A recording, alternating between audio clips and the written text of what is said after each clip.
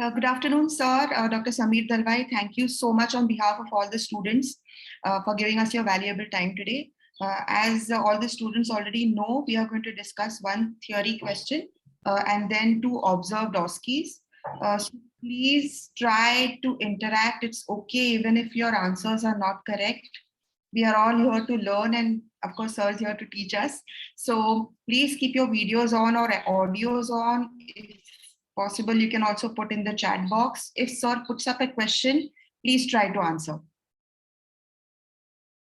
So Arshia had volunteered. Arshia, can you put your video on? And whoever else wants to answer, please put your videos on.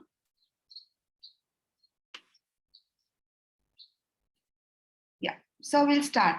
Over to you, sir. Hi. Thanks, Dr. Aditi, and thanks, Dr. Rajesh Shokhani, sir, and Dr. Nehal for this wonderful concept and this program for IIP Mumbai. Thanks to everybody from IIP Mumbai for this. And if truth be told, I am as nervous as the rest of you are. I don't know whether you all are, but I am, because I just, sharing experiences is something else. But preparing you for exams, or preparing anybody for exams, or preparing yourself for exams is always stressful. So I'll try and do this the best way I can, remembering my college days, where it was said that examination is an art of fooling the examiner. So you have to be able to put forward whatever best you know, so that the examiner thinks you know much more than that. And beyond that, I don't have anything much to say. I can only talk about the topic. So Aditi, who starts now? So the question is, how do you approach a child who has a speech delay? So all right, I have that, yeah.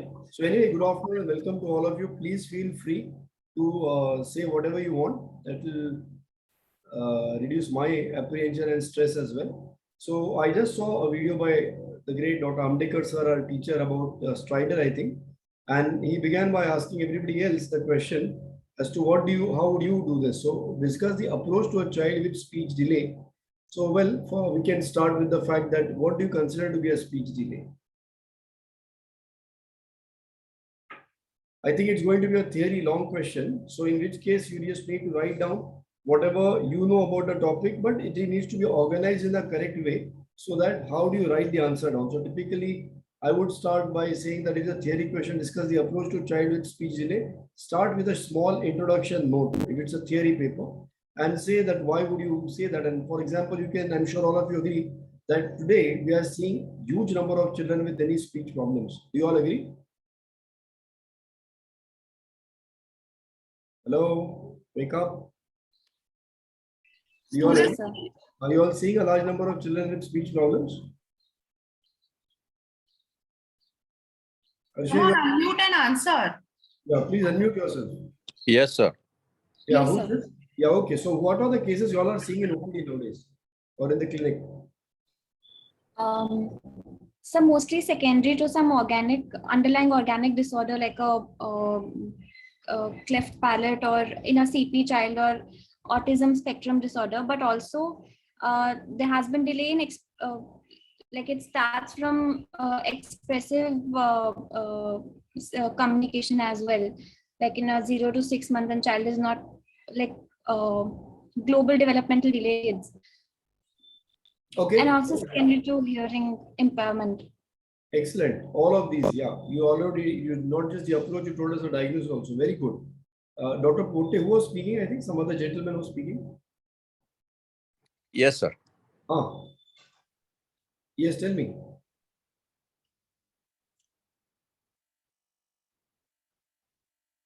Yeah, go ahead. You are saying something? Dr. Pote, what kind of patients do you see in the hospital in which you are doing residency, which are related to speech-related problems? What kind of patients do you see? One is delay in speech associated with physical development. Okay. Hearing problems. Yes. Good enough. Very good. Yeah, thanks. So all of you, please feel free to keep speaking. So when we start with this, like I said, please start with this introduction that today, especially post-COVID or whatever, we've been seeing a large number of children, and hence concerned with, rather Probably you are getting as many children with developmental concerns, at least speech concerns today, as maybe getting a child with breathlessness. Probably it's as frequent as that. So after that introductory note, then you start with basically what is a speech delay. So for a speech delay before that, I think what we must answer is what is speech. So can somebody define speech to me? And when we define speech, okay, go ahead. Somebody would like to answer that. How do you define speech?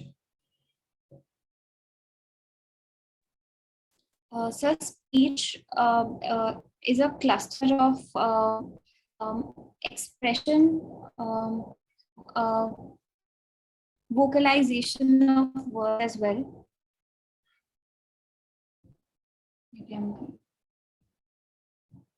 Okay, fair enough. Good. So what is communication and language?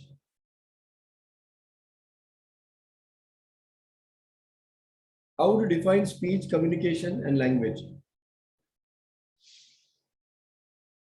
Yeah, go ahead. Don't worry.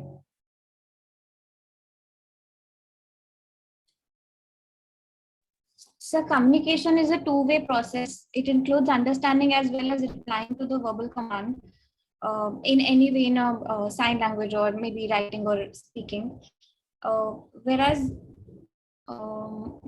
language is probably just one way. It's a way of expression of things only. Excellent. Who's this? I can't see on the screen. Who's speaking? Please tell me your name. So Arshia. Okay, Arshia is speaking. Arshia Bhalla. All right. Very good. So I'll make it simple and short for you. Please understand, let's start with the term communication. And if you require, please write it down because it's very important for your practice, basically. Yeah, practice is a pediatrician. It doesn't mind government or wherever else, but for practice more than exams. Communication is an exchange of ideas, feelings, and thoughts. Exchange of ideas, feelings, and thoughts between two or more individuals.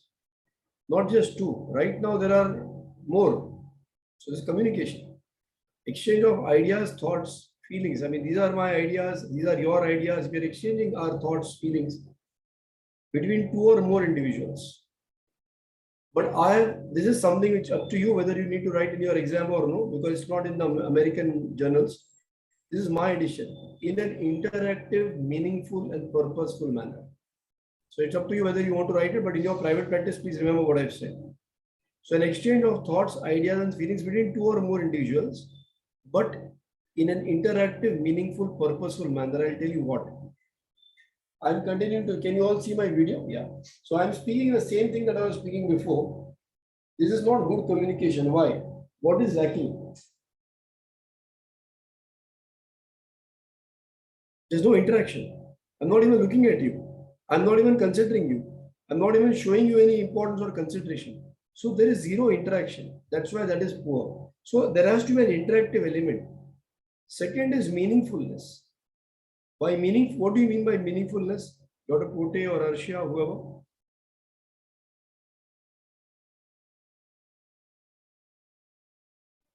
So when a message is conveyed totally, it makes sense on both sides, then it's meaningful. It makes sense on both sides. If I think Arshia Bhalla is a Punjabi, I may speak in Punjabi. But if I think she's Punjabi, and if I start speaking in Tamil, then it is not meaningful. My Tamil words may be correct. Please understand that.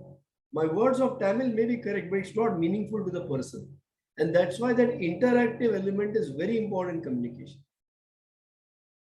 So I may be speaking fluent Tamil, but I know for sure that Arshia, there's no way I can make sure that she knows Tamil, but I'm speaking Tamil. That's not meaningful. Or if I know that somebody doesn't know English and I keep speaking in English, it's not meaningful. Meaningful means what? I don't understand that you don't understand it. I don't understand that you don't understand it. That means I have a communication problem. That is the meaningfulness of it. And of course, I will use ma for ma or mummy for mummy or mother for mother because both of us understand what mummy, ma or mother means. So not just that, but if I don't understand that you would not know German and I keep speaking in Deutsch, that itself is abnormal. So lack of meaning. And the third part of that IMP anagram I gave you is purposefulness. Is it purposeful? I am talking here for a purpose. You are listening on, you are contributing for a purpose. If there is no purpose, and if you keep, for example, let me tell you, we are talking about speech and language and communication. Why? The purpose is so that all of us want to do better in our exams. And that's why we are talking. Well, how about me starting with Jack and Jill went up the hill to fetch a pail of water. Jack fell down. Fluent English, meaningful. I'm interacting with you. Is there any purpose? Is there any purpose of us discussing Jack and Jill right now? Is there any purpose discussing the IPL match right now? It's purposeless. So all these three elements of that anagram I told you, IMP have to be there. So communication is an exchange of thoughts, words, and ideas between two or more individuals in an interactive, meaningful, purposeful manner. What is speech? Or rather, what are the two parts of communication? So we can divide it into.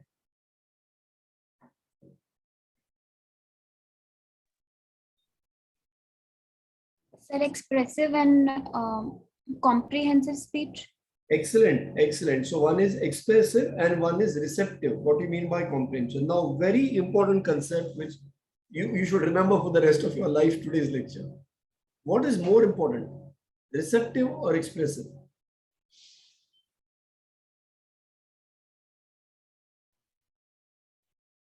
Sir, both. Okay, my question is as important as asking you, Arshia, what is more important, sitting or standing in development?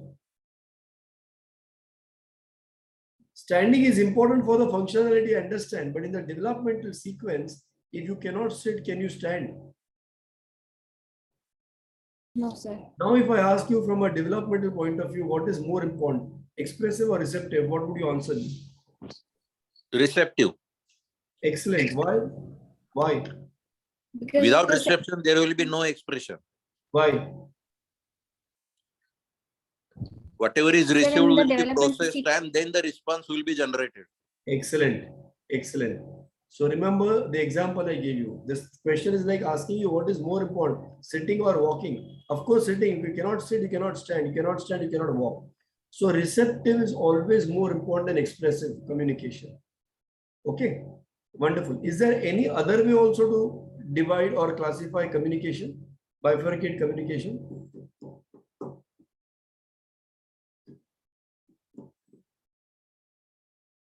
Bolo, bolo. One is receptive and expressive. Any other way? Have you heard of verbal and non-verbal? So Kalyani just answered in the chat box. Kalyani, why don't you switch on your audio and answer straight?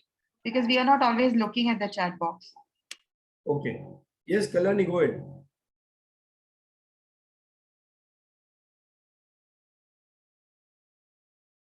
Okay. So Kalyani Sate answered verbal, comma, non-verbal. So the another way of looking at communication is verbal and non-verbal. I'm going to ask you the same question, and that's 20 years of my life as a developmental pediatrician. 20 years, if I have to summarize it in a few statements, this is one of those statements. What is more important, non-verbal, verbal, or what is more important, verbal or non-verbal?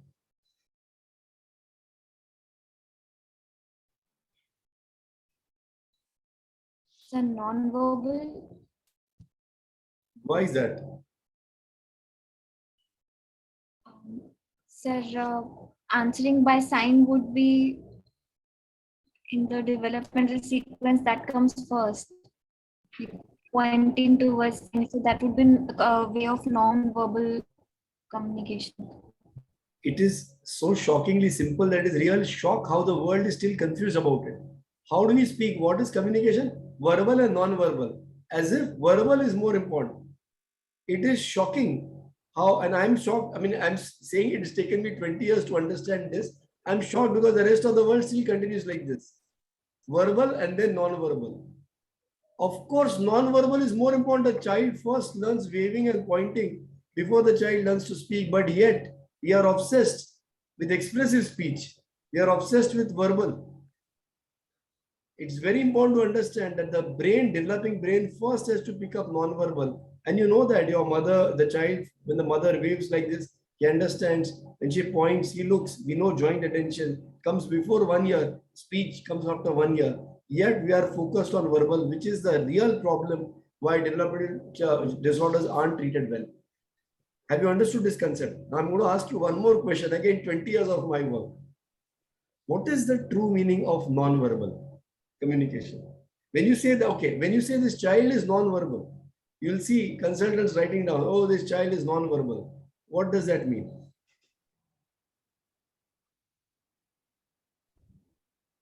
So any sort of communication using other than words like pointing or writing or expressions.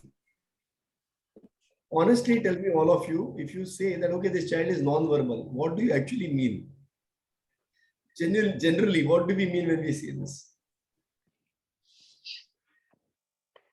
Come on, be honest. The child is not able to vocalize, express himself in a proper vocalization that has a meaning. Dr. Putte, you are the most honest person here. You are the most honest person because this is what most people do. So I have a question to all of you. What is the difference between the child is non-verbal and the other statement that the child is not verbal? What is the difference between non-verbal and not verbal? Acha, Aditi, is this going off track? No, so it's leading them to the right diagnosis. It's fine. What is the difference? Thanks. What is the difference between non-verbal and not verbal?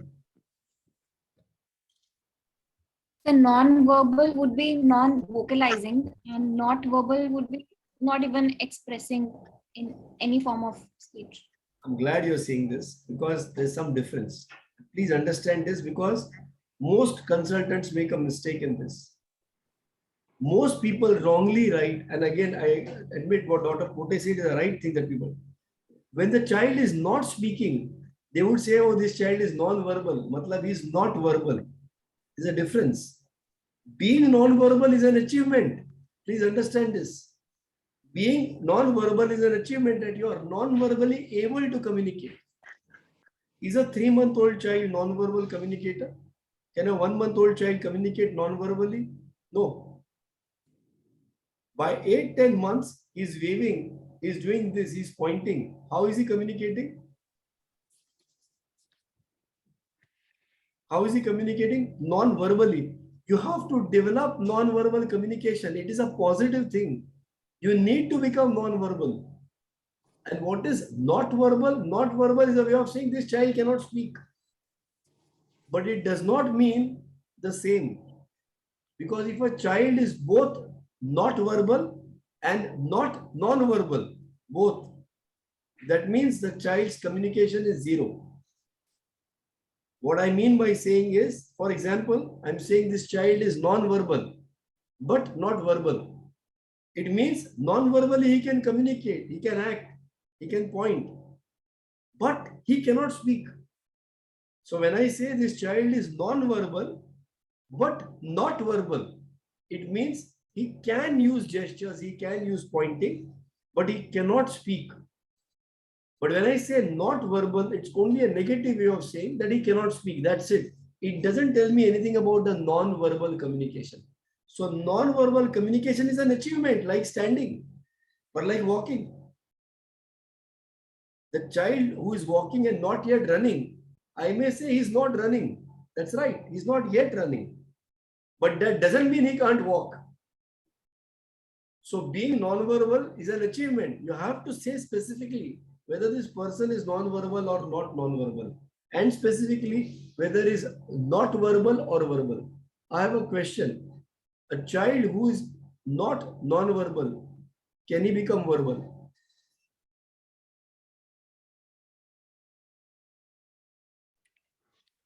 Yes, at appropriate age.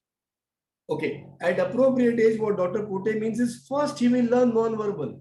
Yes. Then he will learn verbal. Am I right, Dr. Pote? That's what you meant? Yes, sir. So again, going back to the first question which Kalyani wrote, what are the parts of communication? Verbal, comma, non-verbal. Kalyani, would you like to change that now? You would like to change the order of what you wrote? Non-verbal, comma, verbal. Because unless you develop non-verbal, you cannot develop verbal. So there are two two classifications or divisions of communication. One is not verbal, one is non-verbal and verbal, and the other way is receptive and expressive. And we all agreed that receptive comes first, then comes expressive, and non-verbal comes first, then comes verbal. Okay, everybody, have you got this or has it confused you? Just show me a thumbs up sign. You can just put up a sign. Just show me a sign that you all understood this or there's a confusion.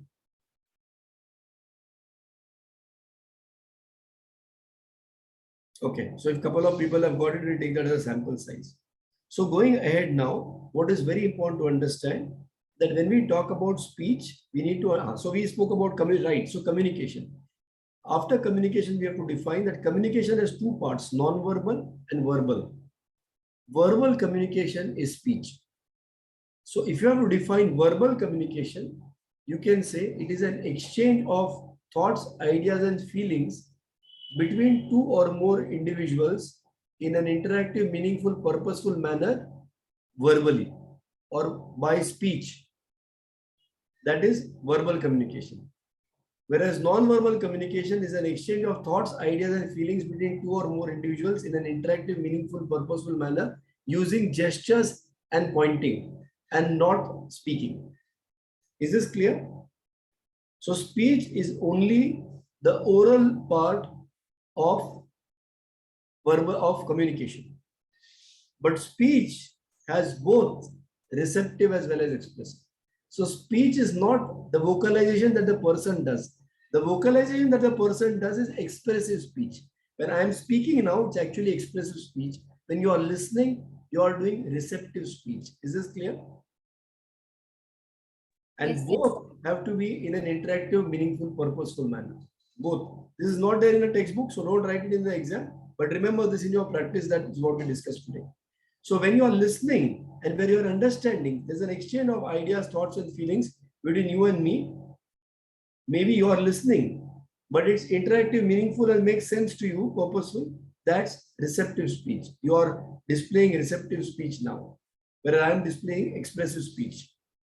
Similarly, for non-verbal, there is receptive as well as expressive. Can you tell me what that means? What is receptive non-verbal? What is expressive non-verbal?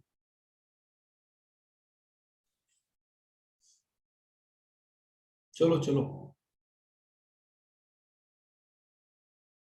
What is receptive non-verbal? What is expressive non-verbal?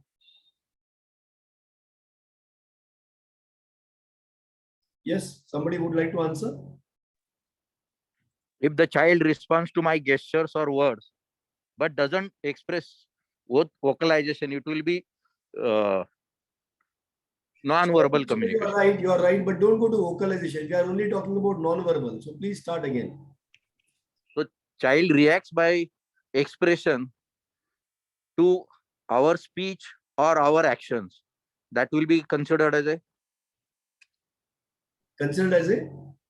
non-verbal communication. But why speech then? Why do you bring in speech? We are talking about non-verbal communication. So can you again attend one more time? What is receptive non-verbal? What is expressive non-verbal? When the child listens to or observes the expressions or language and reacts by way of expressions, then that will be receptive. Okay. If the child vocalization in response to what it has understood or it has observed, it will be verbal. So Dr. Pote, there's a mistake there. I want you to clarify. Non-verbal does not have any component of vocalization or verbal. Are you clear on this? So the expression will be in the form of reaction. Correct. You're right. So now if all of you can see my video, I'm waving bye-bye to you. This is a non-verbal thing. So this is a non-verbal communication which just happened. In this, I was doing the expression of it. So I was practicing expressive non-verbal. You just saw it. As long as you understood it, what were you doing? You were doing receptive non-verbal. So you understood. If I do like this, I am doing expressive non-verbal. And if you see my hand and if you look in that direction, what are you doing? You are doing receptive non-verbal. Are you clear about this? So for any communication, there has to be an expressive partner and a receptive partner. Is this clear? And hence the child first receives, first understands when the mother is pointing to look in that direction. Once he has receptive communication, receptive non-verbal, then he will realize that I can also, one moment, that I can also point out to my mother. Then he starts expressive non-verbal. Are all of you clear on this? Yes, sir. Okay, great. So this is about speech. So what is language?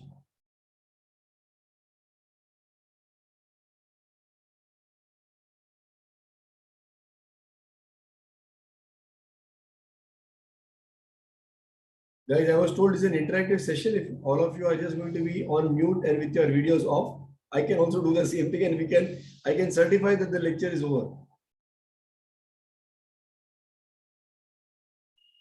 What is language?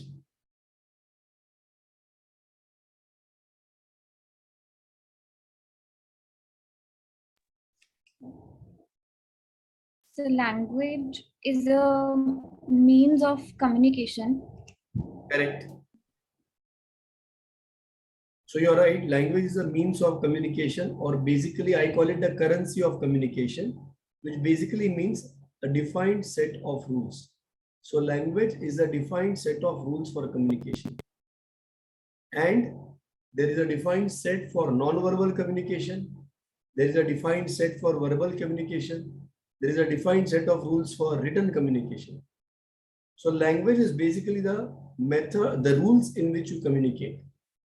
Language is not speech, but 99.99% of people will make this mistake.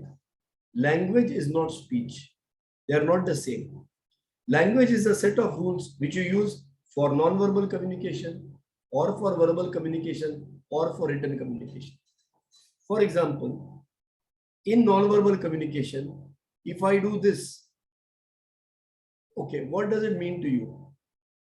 It means that I'm saying bye-bye, or I'm going away, or you're going away. Why? Because we both, society has decided that is a general rule. This means going away. If I do this, what does it mean? It's a rule. This means well done. But in some cultures, it means thinga dikha raha hai. You understand? It depends on what is the set of rules for that. I'll give you a better example. If I do this, it probably means that I want some water. Most of you will think. But my college friends, when I do this to them, that let's go, they would think something else. So it's pre-decided. Similarly, when it comes to language for verbal communication, if I say bat, it's understood कि मैं क्या बोल रहा हूँ. If I say ball, it's understood what it means. So this is the vocabulary. So this is semantics. I can't say balla in cricket, in English. I have to say bat. I can't say gend if I'm talking English. I have to say ball. That's the rule. That's the rule. And in that rule, this part of the rule is called semantics. That's the vocabulary. Other part is syntax. In English, syntax means grammar. In English, the grammar is subject, verb, object. I want water. In Hindi, the rule is different. It is subject, object, verb. Mujhe pani do. Have you understood? So the rules are different. The rules of language are different. English language is different. Hindi language is different. Non-verbal is different. These are separate rules. As long as you follow the rules. So semantics means vocabulary. अगर हिंदी में बोल रहे हैं तो हम कहेंगे कि बल्ले और गेंद के साथ हम खेल रहे हैं cricket. So I'm saying in English the language is we are playing with a bat and ball. Similarly, the third part of the rules are phonetics, the pronunciation. If I'm speaking correct English, I will say apple. But if I have just come from some other place, I mean I have not really been trained much in English, I may say apple. Now it doesn't change the whole thing, but it changes the pronunciation rule. Somebody can say, I don't follow what you're saying. I can't say apple. I have to say apple because that's the rule that we all have. That's phonetics. And the fourth part is pragmatics. What is the way of expressing it? What is my tone of speaking? Is it appropriate to the message? I'm very happy to be here today to give this talk. is appropriate, polite. I am very happy to be here for this talk. This sounds very sarcastic. My expression changed, my way of speaking changed. This is pragmatics. The style or the tone or the intention behind what I speak. So the phonetics would be the same, the grammar would be the same, the vocabulary will be the same, but the meaning will change because of my way of delivery. That is pragmatics. Have you understood this? So language has 4 set of rules: phonetics, phonology, pragmatics, semantics, and syntax. So don't confuse this between language, speech, and communication. Communication is the overall basket. In communication, you have expressive and receptive, or rather receptive and expressive. Both of these can be non-verbal as well as verbal. And in doing this, the rules that all of us decide that when we do this, we will only mean water, nothing else. When we decide this, that becomes a rule for non-verbal, and that becomes a language. Similarly, ABCD is the rules for written language. E is the rules for written language in Devanagari script.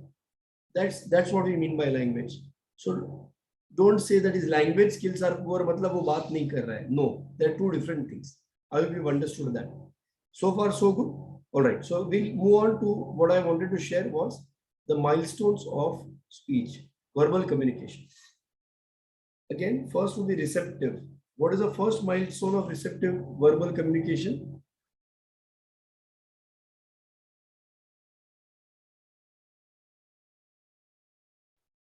Okay, sorry, everybody is being writing in the chat box, which I haven't seen. So my mistake. All right. So when does the first receptive milestone of verbal communication come up? Arshia? In 1 to 6, no. So by 2 months, the child responding and making eye contact or giving a social smile. That would be verbal communication, you think?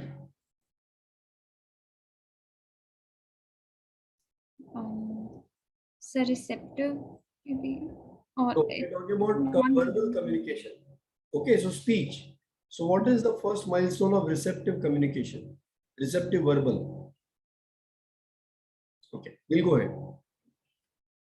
At 12 months, the child follows one action command without gesture.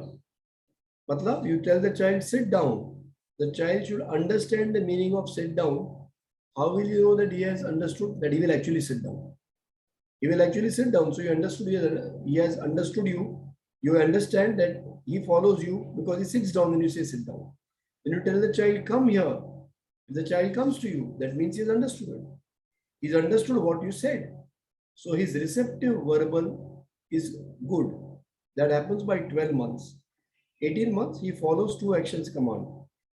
Pick up the book, give it to mama. There are two actions in this, picking it up, giving it to mama. So I've said this, the child can pick up, then when I see the child goes and picks up the book, turns around and gives it to mama. So he is practicing receptive verbal communication. He's understanding, he's comprehending my communication. By 24 months, follows three actions commands. Pick up the book, go outside the room and give it to mama. Pick up the book, go to the outside room and give it to mama. So now the child hears me out, picks up the book, goes outside the room and gives it to his mother. So this is the child's receptive verbal communication. If this is going well, the child will start showing expressive verbal communication. What would be the first milestone?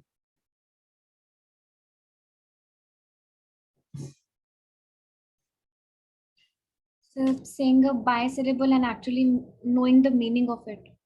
Correct. Very good. So this is what, again, my life's work has been dedicated to explain this to our pediatricians, that it is not a word, but it is a meaningful word. And hence, according to me, again, it's your choice whether you write it in the exam or no. This monosyllables and bisyllables is rubbish. It has just confused the issue. And especially with autism. So my point is that you should say by 12 months, the child says one meaningful word. He looks at the mother and says mama. He doesn't look at the mother, say mama, auntie also say mama, father also say mama, looks at the wall also and says mama. That is not meaningful. Or rather use that IMP anagram which I told you. It has to be interactive, meaningful and purposeful. Mummy के पास कुछ चाहिए, इसके लिए mummy को देख के मम्मा बोल रहा है. Not just looking at mama and saying mama, mama, mama all the time. So it is one meaningful word. He says it with meaning. He intends to communicate to the mother. By 18 months, says a sentence of two meaningful words. Water give, pani give, that's okay. The language can be a mixture and bad. He may be mixing Hindi and English. That's okay. That's the language. But he is verbally communicative expressively. Mama, he says, I want water. He says, mama, pani. Mother, pani, or whatever, mama, water. Is joining two words to make it meaningful. At 24 months, says a sentence of three meaningful words. Mama, mujhe water. No problem. He has said three words. Give me only water, not the father. Mama, mujhe water. And give me water only, not food. And mama, you give me. I'm not telling daddy to give me. So all three words are meaningful and the combination is also meaningful. Have you understood this? This is a little complicated. So again, I need a show of hands. Have you all got this or shall we repeat this? Okay, the chat box going on. All right. Okay. So somebody has said saying bye-bye. Again, is the child looking at the wall and saying bye-bye? Or looking at a person when that person is going out of the room or the child is going out of the room and saying bye-bye? It has to be meaningful and purposeful. Is this clear? Okay. So these are the milestones that you have, and hence, if these milestones are delayed, then you would call it a case of speech delay. Is this clear so far? And in discussing this, we've already discussed a lot of the terms, how these things may happen. So going ahead to the approach, I'm just going to put up an algorithm for you that I've made. If you look at social and communication disorders, you can have a delay or a deviancy. The delay can be, can all of you see this screen? Yes, sir. Okay. The delay can be of two parts. Now there is a problem. So far we are talking about a normal. Now going ahead, if this is not happening, what could be the problems? The disorders could be of delay or deviancy. When we talk about delay, it is a matter of time. When we talk about deviancy, it means it is going on the wrong track. In delay, again, there can be a delay in non-verbal or in verbal. At the same time, the delay can be in receptive communication or in expressive communication. Is this clear? So if there is a delay, that means these milestones which is said earlier haven't happened. Again, how will you know that? Either there is a delay in the non-verbal or in the verbal or both, or there could be a delay in receptive or expressive or both. So you need to qualify that. On the other hand, if there is a problem with the interaction, the child is not having good eye contact, the child does not meaningfully connect with you, engage with you, the child does not have joint attention. What is joint attention? When mama taps the child and points out to something in the room with a finger, does the child take the cue and look in the direction which is pointing? Or does he not? So the ability to follow somebody else's pointing is called joint attention. So if the child has normal joint interaction, has normal joint attention, then it's fine. But if the child has not developed interaction, the child is not showing joint attention, and in addition, he has abnormal patterns like echolalia. What is echolalia? The opposite of word. Word is saying something meaningfully. Echolalia is saying something meaninglessly and purposelessly. So here you may get confused. When he's saying mama, the word mama has a meaning, but he's saying it purposelessly. He's saying mama, mama, even when he doesn't need the mother's attention. He's even looking at the wall and saying mama, mama. And when we say it's echolalia, it means he's repeating somebody has said. So for example, the mother says, come here. Ideally, the child should follow what she has said and go to her. This child will repeat, come here, come here, come here. Or he may repeat only here, here, here. Or he may only repeat come. So he may repeat any pattern of what he has heard, but he's repeating it meaninglessly, purposelessly. That's called echolalia. Neologisms, the child is just saying some sounds which have no meaning to you or me. That is neologisms or jargon speech. That's a deviancy. And if he has repetitive behaviors like rocking his body, hand flapping, spinning, flicking his fingers, that's called repetitive behaviors. Restricted interest means rather than looking at the car as a whole, and using it as a car as a whole, as a toy car, he's only interested in moving the wheels of the car. That's called a restricted interest. So the first thing you need to do clinically is whether it's a delay or a deviancy. If it's a delay, is it a delay in receptive or expressive? If it's a delay, is it in non-verbal or verbal? If it's a deviancy, is it in interaction? Is the joint attention abnormal? Does he have abnormal patterns like echolalia and neologisms? Or does he have abnormal repetitive patterns like rocking, hands, flapping, spinning, and restricted interest? So this is what I would like you to remember. Now, what are the differential diagnoses if there is a problem with the child's delayed speech? And I'll show you the conditions. Anybody wants to take this specific expressive verbal delay? That's a differential. Anybody wants to say where it is coming from? What this is?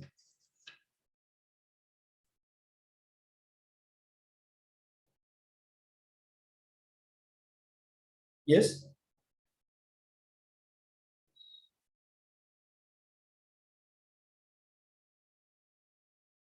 Hello?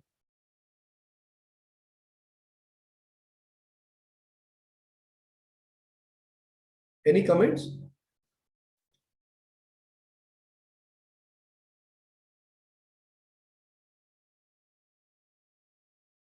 Okay.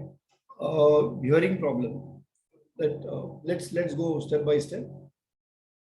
Specific expressive verbal delay is when the child has only a delay in the expressive part of the speech, but can follow all oral commands as per age. Matlab is receptive verbal communication is very good. The non-verbal is perfectly age appropriate. That means he's able to do all the non-verbal, expressive as well as receptive. He can also have good receptive verbal, but there's only a problem with expressive speech, and his entire social behavior is normal. This is a specific expressive verbal delay, in which case the hearing is normal, but one has to rule that out by doing a hearing test. Management, we'll have to give the child some more time, speak more, praise him. We'll look at that later. So this is, when you're talking about approach, the first thing is to look for expressive verbal speech delay, in which, as you can see, the child's problem is only in the verbal part, and that to the expressive verbal part. Everything in receptive and non-verbal is all normal. Okay. Going ahead, in hearing impairment, what will you find in hearing impairment from what we discussed in the algorithm? What all will be abnormal? Of course, the child will not have good expressive verbal communication. What else? So not responding to when called on. Correct. So you are absolutely right. So what is lacking in this child when he's not responding to what you are saying? Verbal reception is not there, sir. Excellent, excellent. Please be awake, all of you. I feel very nice when you all are talking. That means he has a problem with receptive verbal also. So this child has a problem with both expressive verbal as well as receptive verbal. Neither does the child speak, nor does he follow commands given to him orally as per age. And he may respond sometimes to oral commands only if commands are accompanied by gestures. So he's not responding to the oral command. He's only responding to the gestures. So one of the ways of checking is when you're speaking to this child, cover your mouth. Let him not see your gestures or let him not see your lip reading part. And don't make gestures. For example, if you are checking for non-verbal, for example, in this child, his non-verbal will be very, very good. He's very good to follow gestures, uses gestures very well to convey his thoughts and ideas. Social behavior is as per age. So this child has very good social behavior, very good interaction, very good non-verbal communication, both receptive and expressive non-verbal, both will be good. His problem is entire verbal is gone. Receptive is gone, obviously expressive verbal will be gone. So what do we do for this child? You will do a hearing loss by doing detailed objective hearing tests. Like the child is below 3 years of age, you generally do a BERA. If he's around 3.5, you try a VRA. If he's above 4-5 years of age, you can do a pure tone audiometry. Management, of course, we know we are not going to that today. So now we are going on to the next disorder called social communication disorder. In this child, both the entire verbal as well as the entire non-verbal is gone. So this child does not speak meaningful words nor responds to oral commands. So he has poor verbal communication. Neither does he follow gestures, neither can he use gestures, he cannot use pointing, he cannot follow pointing. So this is poor non-verbal. Even the social behavior is age inappropriate, his interaction is poor, his eye contact is poor. This is what we call a social communication disorder, in which the social behavior is normal, the social eye contact is not there. He does not have good gestures, does not follow pointing, neither does he speak. So the entire social communication pathway is abnormal. In this case, of course, you will rule out hearing loss. You look at neurocutaneous lesions. You look like obvious symptoms like trisomy and Fragile X. Management, very simple to understand. Stop the screen time because that is not allowing him to interact with human beings. Increase interaction with caregivers is important. And of course, you need to refer. Please read what is put in red. The child may say a limited number of words or rhymes, but they are all by-hearted. He doesn't understand the meaning. He doesn't understand when to say it. He doesn't understand when to stop. So these are all copy patterns like copying alphabets, numbers. And the best of people get confused with autism because a parent will say, my child is saying poems. He says words. When I ask him, show me your tongue, he actually sticks out his tongue. Please understand, these are all patterns. And hence, if a child has social communication disorder, do not directly jump to speech and academics. First, develop the earlier stages. Going ahead, autism is a condition in which the child has both poor non-verbal as well as verbal communication, as well as poor social behavior and interaction. So the child has social communication disorder in addition. In addition to social communication disorder, he keeps doing repetitive actions like spinning, flicking his fingers, seems too focused on certain parts of an object, that is the wheels of a car, rather than using the toy car as a whole. When the child has both problems with verbal as well as non-verbal, as well as social behavior, as well as social interaction, and has patterned behavior like repetitive actions and restricted attention, that is a diagnosis of autism spectrum disorder. Of course, you will rule out hearing loss, neurocutaneous lesions, because it could be a tuberous sclerosis, it could be a neurofibroCutaneous markers for fibromatosis, obvious disorders like trisomy 21 and Fragile X. And again, needs to be referred. Management, again, what is very important is stop screen time, increase direct interaction with caregivers, first focus on developing interaction, then encourage non-verbal, finally verbal. Do you understand this line now? This is the biggest problem why autism doesn't get better, because everybody wants to refer them to speech therapy or occupational therapy. And this is the real problem.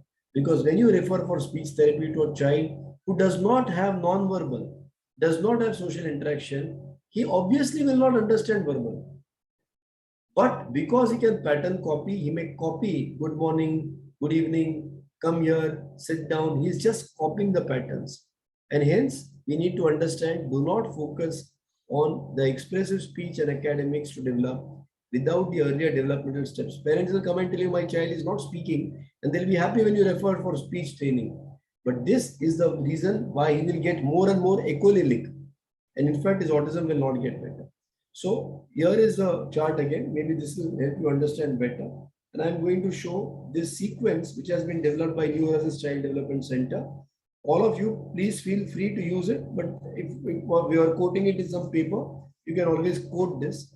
That this is called the SCS, which we have developed, which means the first thing that starts in the child's life is social interaction after birth, where he starts paying attention to people. If he is able to pay attention to people, he copies people's behavior because he sees his mother, he sees his father, how they sit down and eat food, how they comb their hair, how they wear clothes, how they respond to each other. That's the social behavior. When the child does this for the first 10 months, the neurons connect and the synaptogenesis occurs in a particular way so that by the time he's 10 years, he can understand when the mother starts waving. It is not just a motor movement of the hand.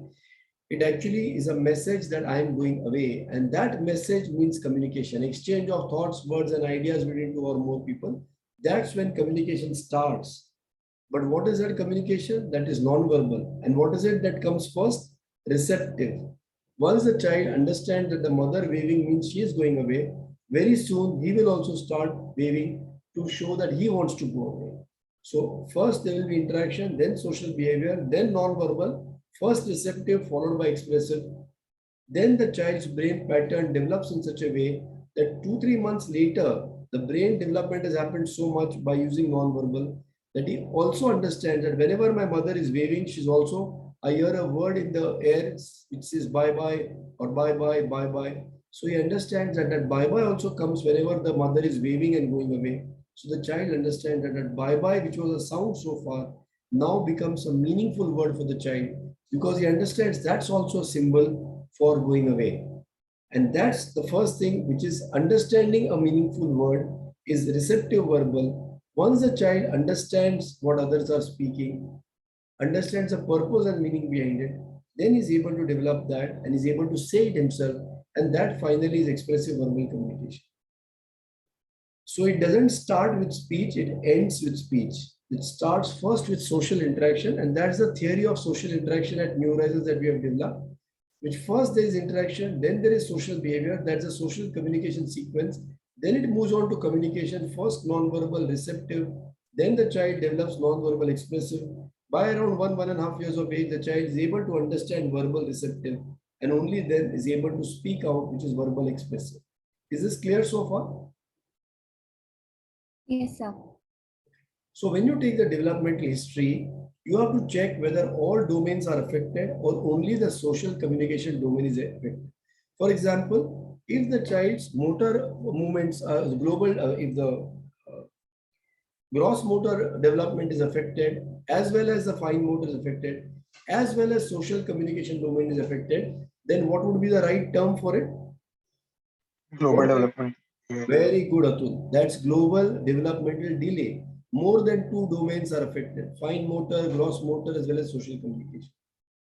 The point here is don't use speech and language as terminology anymore. Please, it's outdated, at least as far as I can tell you.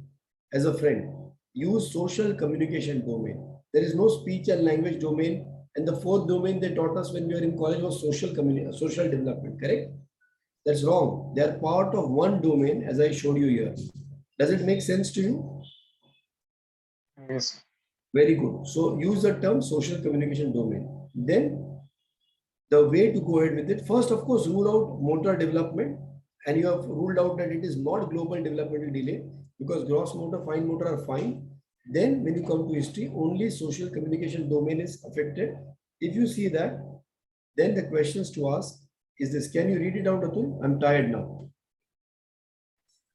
Is the child more involved with people than with objects? So That what would I have be seen in autism, the child is more involved with people than is more involved with objects than with people. And at New Horizons, we call this not swamagnata. That's a wrong thing. Self-involved. People with autism are self-involved. That's wrong. They are not self-involved. They are object-involved. So in Hindi, we don't call it swamagnata. That's wrong. We call it ati vastu magnata or kam manushya magnata. I don't have a very good explanation in English. I'm sure all of you understand Hindi, right? Everybody yes. understands at least a little bit. So the real term should be ati vastu magnata, excess involvement with objects, and kam manushya magnata. So if the child is more involved with people than with objects, that's normal social interaction. Can the yeah, go ahead, Atul. Can the child understand gestures? That would be a receptive non-verbal. So when the child can understand gestures, what are you testing? So the non-verbal reception. Very good. Go ahead. Can the child use gestures meaningfully? It will be expressive part of the non-verbal communication. And can the child carry out one-step verbal commands? That will be testing the receptive verbal communication. And can the child speak one meaningful word in a stepwise manner? Would be expressive verbal communication. Have you followed? There's a sequence which I said in Yes, the sir. yes. So that's Interaction. and when you are testing this, when you test for one-step verbal commands, don't make gestures because the child may actually be understanding your gestures, but not your verbal command. So when you are testing one-step verbal commands, don't use gestures. Yeah, Atul, sorry, you were saying something. Same, sir. Nothing. Sorry. Same, sir, the pattern you showed, sir, in a stepwise manner, interaction to non-verbal and then to verbal, receptive first and then expressive later. Okay, very good. So again, this is for your understanding as pediatricians. This is not part of standard textbooks. This is my theory, but if you use it in your practice, you'll understand this very well. Modify it a little bit and write it in the exam. So what do you take the developmental history? Go ahead, read. If only social communication domain is affected, Atul, what will you first ask? Can the child speak one meaningful word? If the answer is No. Can the child carry out one step verbal read it like this. If the answer is no, what is the next question you will ask? So let's start again. So first question would be, can the child speak one meaningful word? That would be testing the expressive verbal. Very good. If not, then we'll go one step behind. Can the child carry out one step verbal command where like, come here, show me your nose? That would be testing the receptive part of the verbal communication. And if still no, we'll go a step behind. Can the child use gestures meaningfully? That would be showing expressive non-verbal communications like waving bye-bye or pointing out to what he needs. And if further the child is an answer is no, then we'll go one step behind when if the child can understand gestures, receptive non-verbal communication part. Excellent. Are all of you on this? Are all of you okay with this? Are all of you getting this? It's a little unusual and a difficult concept, but are you getting it, all of you? Please, let's see some thumbs up. Yes, sir. Okay. Yeah. Atul, go ahead. If it's still the answer is no, then if the child is more involved with people or with objects, as you said, suppose in a room of 3-4 people, will the child focus more on the people or on the objects? That will tell us about the social interaction of the child. If all of this is no, then your diagnosis is social communication disorders. Go ahead. Plus receptive restricted behaviors. So, and your diagnosis is? Since all of the social communication autism spectrum disorder. This is clear to everybody? Yes. So this is a little chart here. On the left hand side, you have these symptoms. The bottom here, you have the diagnosis. So in a child with isolated expressive verbal delay, what all will be present? What all would you see as symptoms? Atul? So in an isolated expressive verbal delay, only the expressive verbal part will be negative. Rest, receptive verbal, expressive non-verbal, receptive non-verbal, social interaction will all be present, sir. Very good. And also, last part? Repetitive restricted behaviors will not be there, sir. Fine. Whereas? Similarly, in a hearing impairment, basically there will be no expressive or receptive verbal part. Rest all will be present and there will be absent repetitive behaviors. So, very good. And in social communication disorder, as we discussed, everything will be absent. And if that is associated with repetitive behaviors, that signifies autism spectrum disorders. Wonderful. Everybody understood? Okay.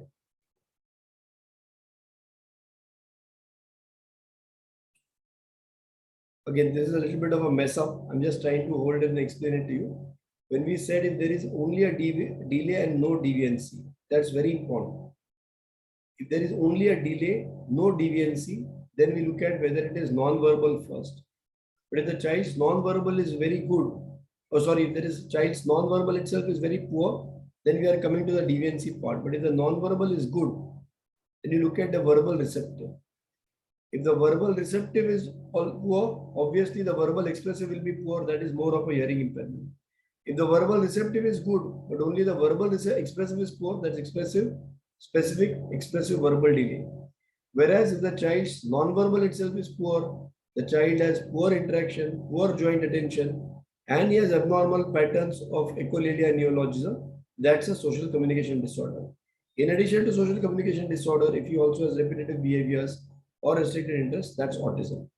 So simple issues, ADHD also the child may have speech delay, but here the child has normal, Atul. So we'll have normal social interaction and social communication, and the child will be hyperactive, impulsive, but it is meaningful and purposeful from the child's point of view, and he can adapt to different situations, often happy with change rather than being rigid and inflexible. Which is a problem with children with autism. Go ahead. So in cases of intellectual disability, so there'll be impairment in social interaction and communication, which corresponds to the impairment in gross motor domain, which will be as a part of global development with 2 or more milestones.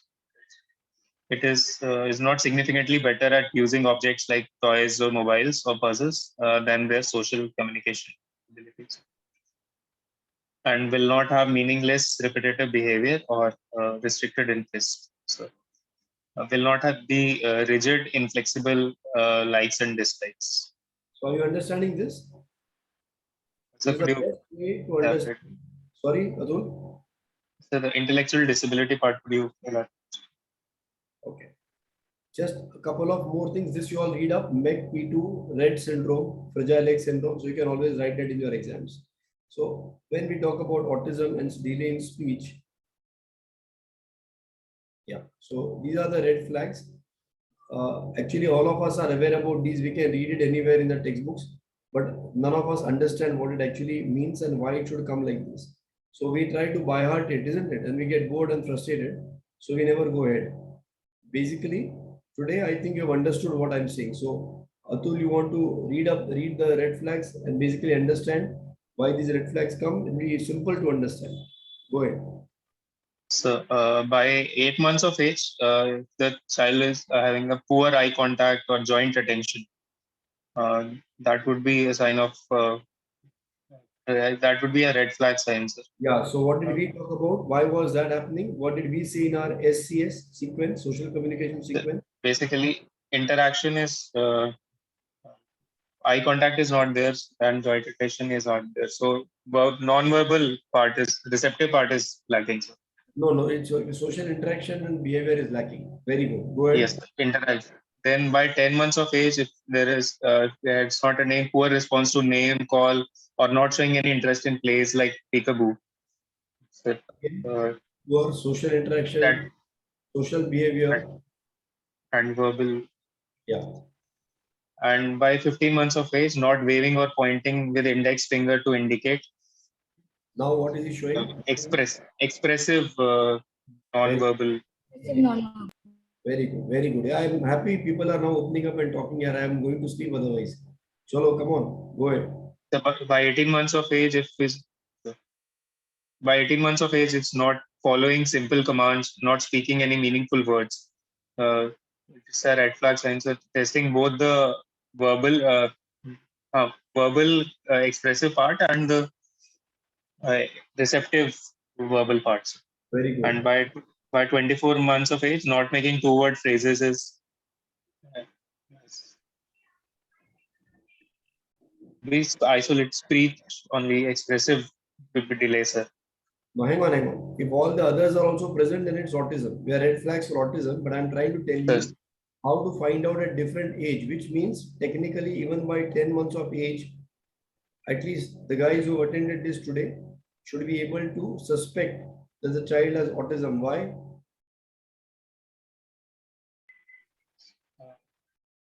Social interaction is poor, sir, and there is expressive delay or non-verbal as well. Absolutely. So I call this a Shah Rukh Khan sign. Do you all know what is a Shah Rukh Khan sign? Yes or no? No. Okay, good. Find out. I'm not going to tell you everything. So by 24 months of age, what you see are all the signs come up by 24 months of age. They won't come up at birth, which means autism is not actually a problem of speech. It's actually a problem of social interaction, like I said in our theory. And any regression at any age, echolalia or repetitive behaviors at any age will make you suspect autism. Very good. Atul, go ahead. what are the questions we need to ask is, does your child speak words or phrases meaningfully and purposefully and spontaneously? And are these memorized phrases? Can somebody, This will why should we ask the second question? Come on now, somebody has to answer, otherwise I'm switching off. This is becoming like a private this thing between Atul and me. Are others available, not available? Are you all listening or are you all switched off? What does this question mean? Come on, tell me somebody. So if the child has heard phrase a few minutes ago and just repeatedly speaking that. Yeah, and if he says yes, mother says yes, then what would you be worried about? Sir, this would be a sign of echolalia, like repeating. Very good. So you ask the question above. What is the question above? That yes, he is repeating, but Arshia, what's the question? First question. Does your child speak words or phrases meaningfully and purposely and spontaneously? So just repeating memorized phrases would be would not be purposefully. Correct. So the point is, it's not that any child saying Jack and Jill is autistic. Are you understanding? It's not that every child who says some nursery rhymes has a problem. But saying nursery rhymes but not speaking normally is a problem. Have you all understood? Yes, sir. Atul, go ahead. Then the next would be, does your child respond to his name being called? And does your child do as told, follow, or to our verbal instructions without needing non-verbal prompts? And does your child use adequate gestures, signs for communicating with you? And last would be, does your child prefer to interact with you or stay aloof unless he needs something from you? So this is in the reverse order because parents will come to you with the complaint about speech. My child is not speaking, baki sab perfect hai. This is how you go to the approach of asking the parent. Have you got this? So, when did your child achieve motor milestone to basically to rule out other milestone delays associated, whether it's a single speech delay or other also are delayed? Does he like playing with the same toys in the same manner often? And again, repetitive behavior will check, sir. And does he have any repetitive behaviors? And does he behave differently from his peers? And does he play with his peers parallel? Okay, go ahead. What will basically we'll examine about the anthropometry, his growth parameters, height, weight, head circumference, any normal increase, large or overgrowth or microcephaly. Hearing evaluation needs to be done, sir. And basically to check the receptive parts of ophthalmological assessment, which includes fundus examination. Very good, very good. And any obvious dysmorphic features which show syndromic association like fragile legs, broad forehead, elongated face, large prominent ears. All this you all read up. I'm Others. sure you know the difficult parts. The easy part was missing, but this is part which I'm sure all of you know about tuberous sclerosis, Angelman, because autism is the same here. Physical examination. What to look for? Basic pallor, jaundice, or edema, or any dysmorphisms of spine, limbs, genitalia, skin, neurocutaneous markers of hair. So all this is important in your theory answer. Okay, so complete neurological examination. Read that. It's a gait, tone, reflexes, extrapyramidal movements, cerebellar signs. Write this in your exam. So finally, the investigations. This is general for hypothyroidism, vitamin deficiencies. I've seen many children with autism also having a DMD. Plus, fragile X is the commonest condition in boys with autism, which is known. MEG P2 is for Rett syndrome. What is CMA, Atul? Chromosomal microarray, no problem. CMA is chromosomal microarray, vision and hearing, neuroimaging, EEG, only if they have focal neurological deficits or seizures. So these are all these things. I won't go into the detail. I'm sure you know when to do the MRI and all that. Only if there is atypical regression, microcephaly, seizures, suspected genetic, that's all which you look for. How do you diagnose this child? Between 16 months to 30 months, you can do the MCHAT-R. And if it's you want to look for diagnosis, these are the tools. So Incline tool, ISA tool, ADI, ADOS, just for your theory answer. These are the important points on examination that we spoke about. Diagnostic workup we spoke about. Assessments we spoke about, MCHAT, cars, all these things. Differentials we have spoken about. Atul, can you read us through? So the specific language impairment or hearing impairment, prematurity, low birth weight with complications, autism spectrum disorder, then genetic associations with Down syndrome, Fragile X Williams, neurofibromatosis type 1, tuberous sclerosis, intellectual disability, articulation or phonologic disorders, then neurological disorders like seizures, cerebral palsy, brain malformations, and any other metabolic associations like hypothyroidism, mitochondrial diseases, phenylketonuria, or lead poisoning. I'll just call you back. Yeah. So, okay, fine. That brings us to the end of this part. Are there any challenges now? Of course, we'll have to read up, but have you got a basic understanding of this? So, Okay, now how do we do the OSCEs? Is somebody going to speak or it's still going to be like me and Atul only? This is a first OSCEs. Counsel a mother whose child is suspected to be having learning difficulty. Okay, so we can take a case of a 10-year-old child who's who has suspected to have learning difficulty, and the mother is here with you. So how are you going to counsel this mother? You get how much time do you get for an OSCE? 4 minutes?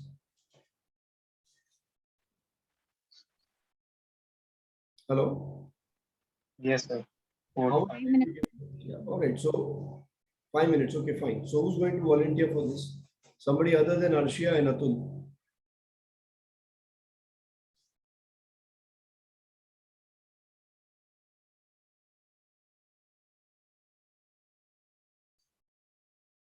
I'm waiting. Make up your minds.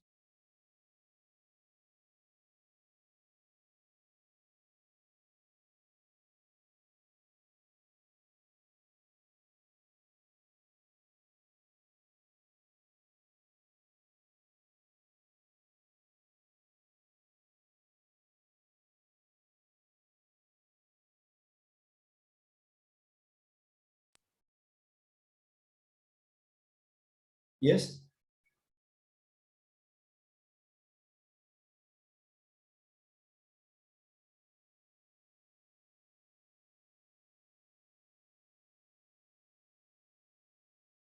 Is there any reason why nobody wants to speak?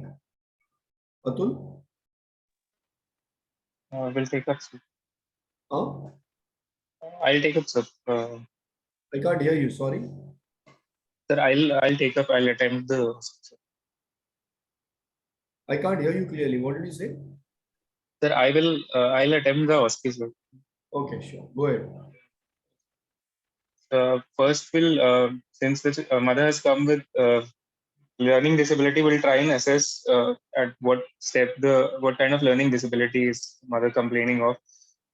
As we discussed, whether it's uh, a problem with the speech interaction or receptive or expressive part of the communication, and then accordingly we'll counsel the mother. If it's only a social, it's only the verbal part, only the speech expression is delayed, then we'll ask her, counsel her to stop the screen, decrease the screen time, increase more personal interaction with the child, and try and communicate as much as possible with the child in a single language only. And if there is associated delay or difficulty in the previous part, that is the expressive receptive non-verbal receptive verbal part, then will assess her for a hearing, ask her to get an assessment of the hearing, and then counsel her what, so, Okay. Okay. Anybody else would like to go again? Sir, I'll give it a try. So we're counseling a mother who is complaining of learning disability in her child. Yeah. Let me show the question again.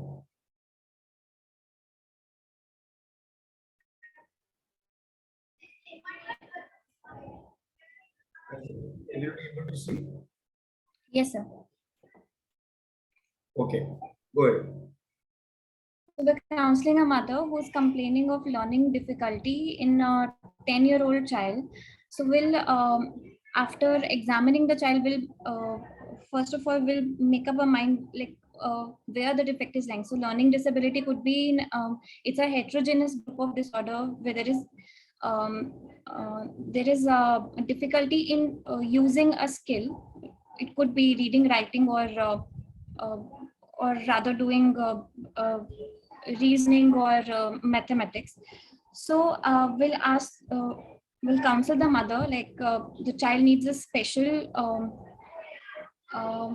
he needs special care for this learning process. He might need recorded sessions or uh, um, uh, he's going to need more care and more time of the parents as well as of the school.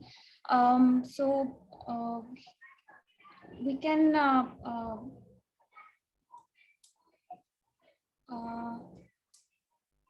so he's going to need some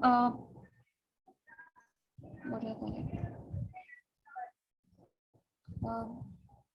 Extra sessions for learning what he cannot in a school of in a class of 40 students or so. So that Okay. All right. Anything else you want to add, Dr. Shen?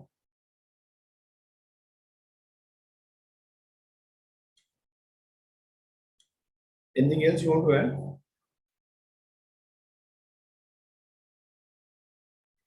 that's it, sir. Maybe. Okay. Anybody else would like to take this up?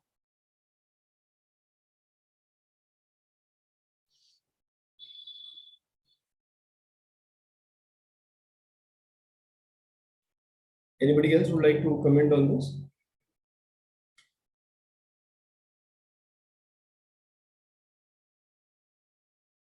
How would you like to divide this? I think you get 10 marks for each OSCE, isn't it?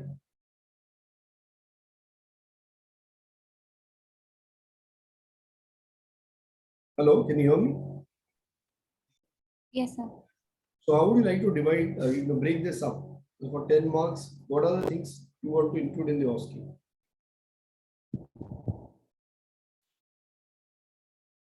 So the only information you are given is the child has learning disability and the mother is in front of you. How will you counsel her? So you want to make down some points about what you will include in your counseling. Sir, we have to mention the role of parents in this and also the role of school in a learning disability child.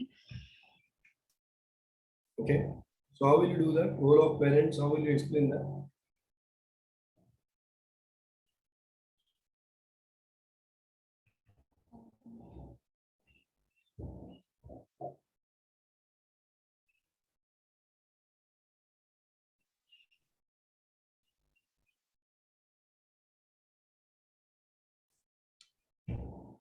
Yes, anybody else would like to take it up?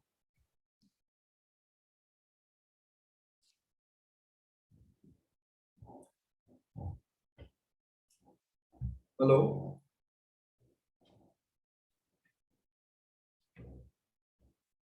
Sir, studying in smaller groups and taking frequent breaks in a learning session and having tape recorded classes.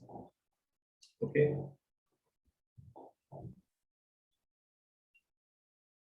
Okay. So just made some points here. Somebody has commented, first start with how it happens. That's right. Right.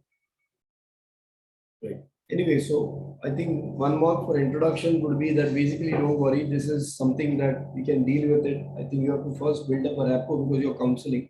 You can't just start with bombarding for information. So basically, I'm glad that you've at least taken, the step to come up and find out how can we can help the child. And I'm so glad to be able to explain to you how we can help the child and the family do much better. Second would be to explain the learning difficulty that Mrs. Swan, so I think your child has a problem with learning. Though otherwise is very intelligent, they can understand things. But basically, sometimes children find it difficult to understand what they read or to write and what they have to write. And maths, these are the commonest things that we find difficult in the child.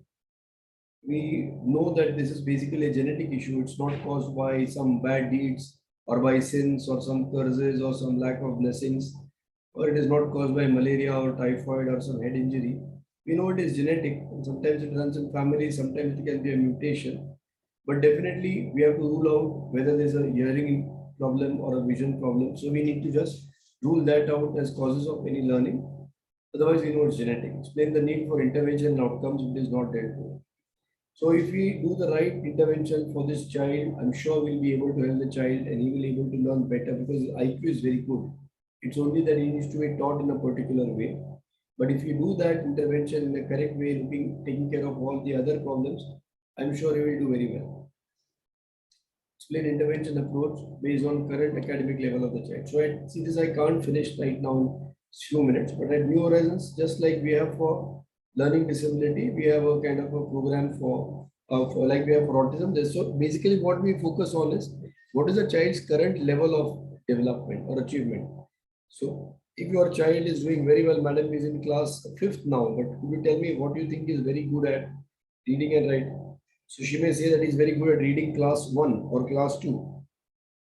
So you need to say that, okay, we need to start at the level at which the child is and then focus on taking him ahead step by step. Also, ma'am, there are some assessment tests for this where we can do some detailed assessments and find out exactly what is the diagnosis and what is the level of achievement of the child. There is no specific role of medicines, but some children with learning difficulty also have ADHD, attention deficit hyperactive disorder. We can give you some medications for that. Some children may have anxiety because they are not understood well. We can deal with that. And what's very important is for all of us to work together as a team, yourself, us, as well as our other team members, and we will continue to guide you and support you how to go ahead. And finally, do you have any other questions that I can help you with? So I think this is what is expected in the OSCE so that you are able to answer the entire thing comprehensively. Question 2. Yes?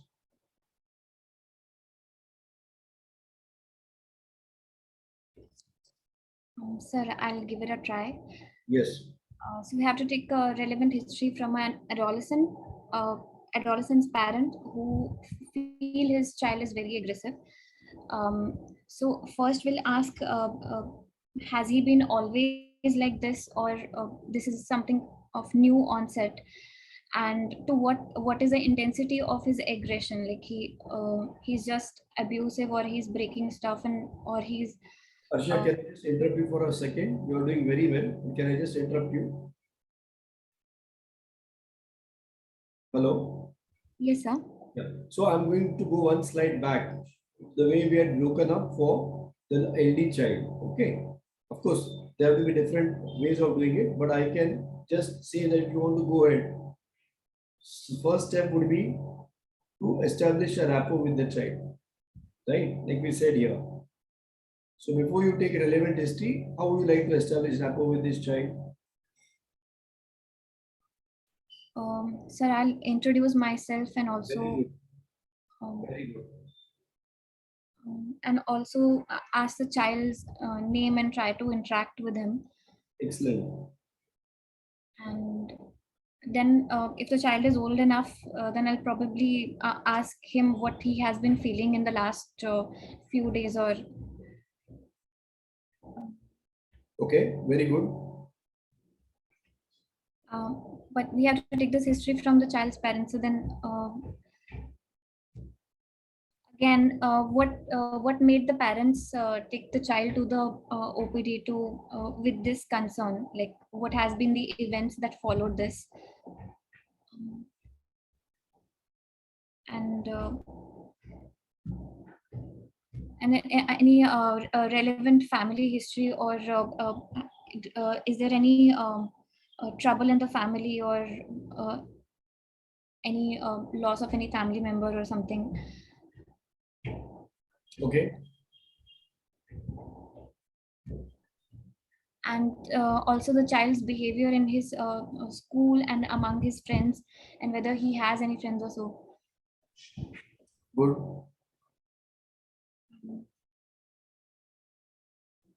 And also ask, is there any one person the child is comfortable with, or rather shares shares his thoughts with that person or something. Okay. What are the other things you're worried about with the adolescent child?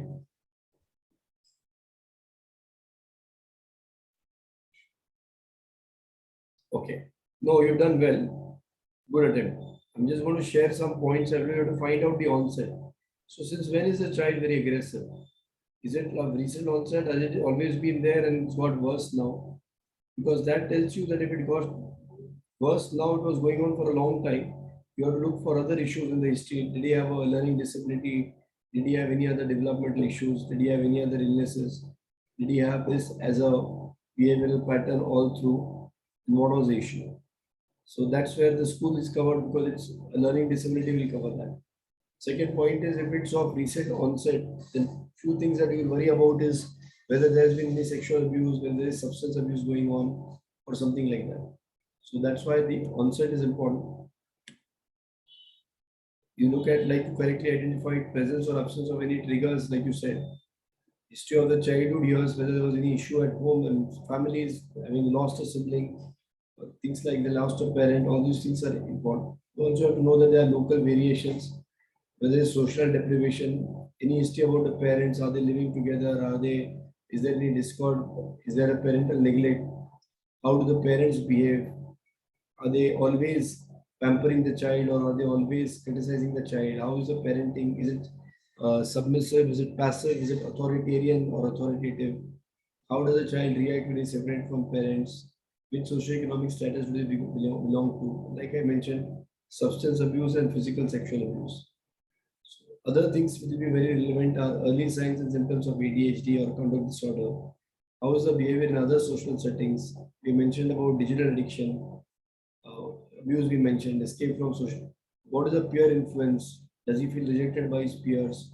Does he have any history of failure in the school or bullying? Always for associated comorbidities like seizures, motivation, depression, academic concerns. I think somebody written in the chat box. History of accidents, families, because aggressive children are known to have a higher degree of accidents. Family history is significant for behavioral concerns. How is the child compliance in day-to-day tasks? Whether there is any change in sleep, physical activity, eating and weight, social withdrawal, all this can also point towards a child abuse. And these are the underlying deficits we need to be aware of before aggression. Because what you see is aggression. There is so much of anxiety and other stuff lying with you. All right. Any questions?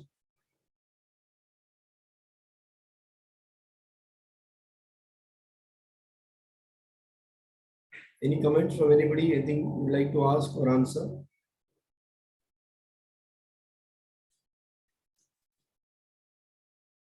Okay. Thanks, Dr. Arshia, Dr. Atul, for having participated. Dr. Ashwini, Kalyani, Priyadarshi, Shubhkanta, Utkarsh, Anveshini, Atul, Rohit.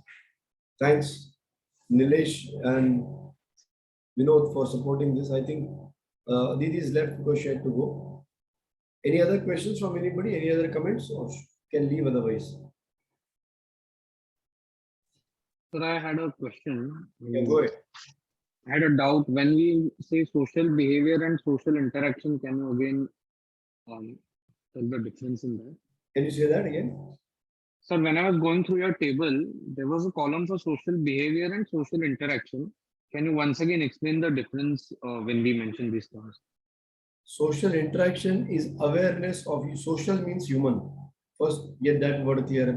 Social means party. It's not like that. Social means human.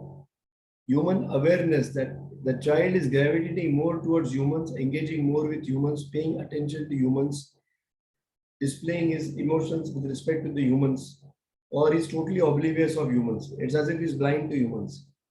So this child who comes into your room with autism will go and jump around you, catch this, catch that. He's not worried that you're a doctor or to stay away from you. As most children at 2-3 years are aware. Neither will they be seeking the protective company of their parents. They are not obvious. They are oblivious whether the parents are there or the doctor is there or the assistant is there. So they are not human involved at all. That is human interaction. They don't have a good. Now you talk about eye contact. So it's not only eye contact. It's about this entire understanding about human importance more than eye contact. So then, of course, eye contact, social smile, social engagement, those things. Social behavior is knowing what to do when. कहाँ पे कैसा behave करते हैं, बर्ताव, तौर तरीके. Are you understanding? How do my parents behave? How do I behave at a particular time? Unfortunately, occupational therapists think social behavior means shape sorting and puzzle solving. It has nothing to do with human behavior.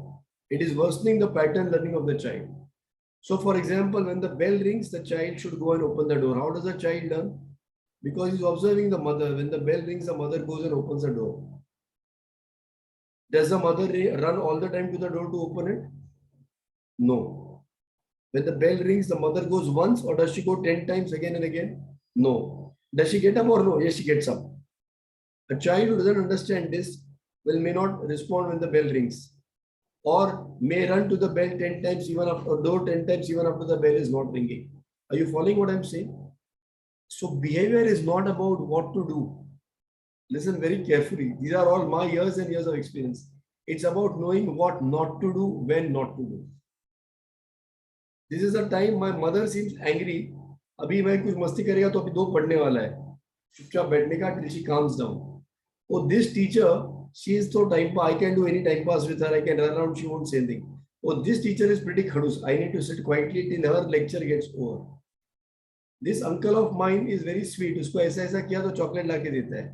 The other uncle is very khadus. If I touch him, he gets very angry. So knowing which uncle to do this and which uncle to stay away from, that is social behavior.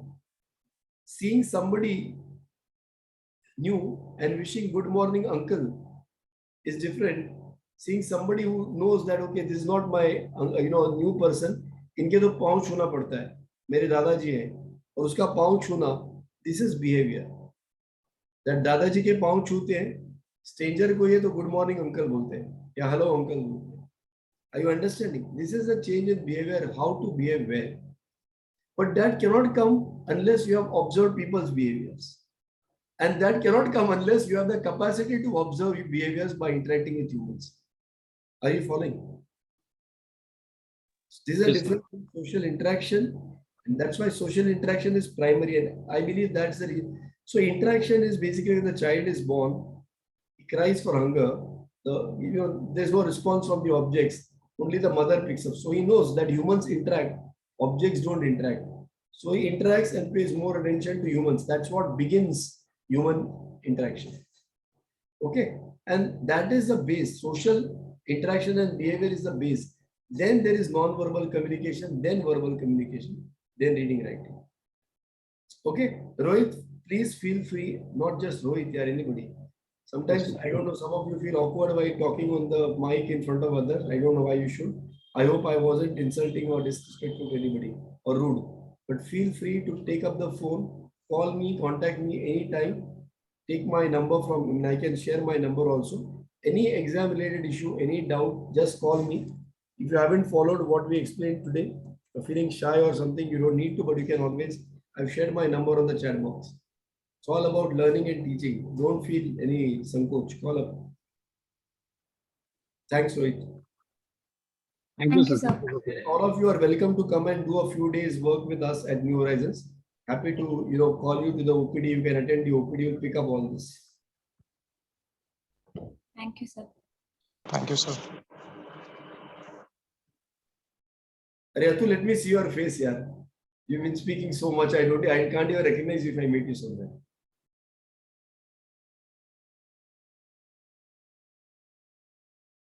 Right. Thanks. You're very helpful. Okay, I guess we leave now. I put up my number. Anybody wants anything in developmental behavioral pediatrics, feel free to call up. They can talk on the phone. There is a channel of New Horizons Child Development Center on YouTube. All this stuff I put up on the videos also. You want to come and observe anytime in the OPDs, most welcome to come and observe. And there's this new IAP Handbook of Developmental Behavioral Pediatrics. Do you know about it? just got released during Pedicon, IIP Handbook of Developmental and Behavioral Pediatrics. I am the editor, along with Leena Deshpande, Leena Srivastav, Jason Ummi, Shabina Ahmed, Kamaljeet. It's available at JP website for 30% off. So buy it from JP rather than from Amazon. You'll get a good discount. You just Google my name at GP as an author, you will get that. Okay, guys, all the best. Anytime you want to connect, come and observe any of our 5 centers wherever it's convenient to you. Drop in. Bye bye. All the best. Thanks. Do well.